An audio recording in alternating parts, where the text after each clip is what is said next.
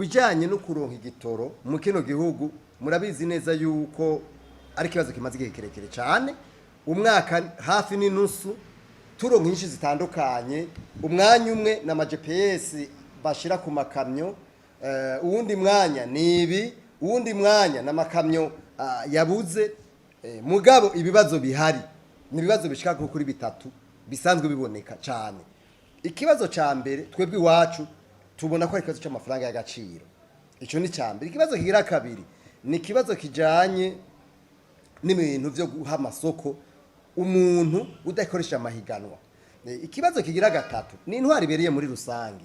Ivyo nivyo bibazo bitatu tubona mu shira mu rikombe kuko nivyo sigurika ukungene uno munsi atubwira ngo ni GPS ngo zibashira ku makamyo kugira ngo bazikurikirane, ubundi mwanya bakatubwira ngo dandaza baze gutanga amakamyo kandi leta kandi bariho bakeneye guca amafaranga borika kugira ngo tumva byoshoboka, ubundi mwanya bakazana ubundi mwanya bakazana biriya. Je nibaza yuko ibibazo bihari nivyo bibazo bitatu n'inyishu ziva ngaho, nibataga amadovize amafaranga agaciro, niba gwanya ibintu vya monopole bakoresha amahiganwa kugira ngo baronka amasoko baba abantu bazwi kandi bize babishoboye.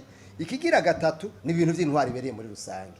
Ivyo bintu bitoye umuti ivyo bitatu ndababwije ukuri nta kibazo tuzoja tugira ibindi bibazo tuzogira ibibazo by'iko twese biraturaba twiterere kugira ngo ibintu bishoboke. Mugabo turabizi nkazi ko turabikora kuri ico kibazo tukora ku nyungu z'abantu abaratara bari bo bose. Twebwe rero turabona yuko ibi bintu ari ibintu bigomba kwicarirwa.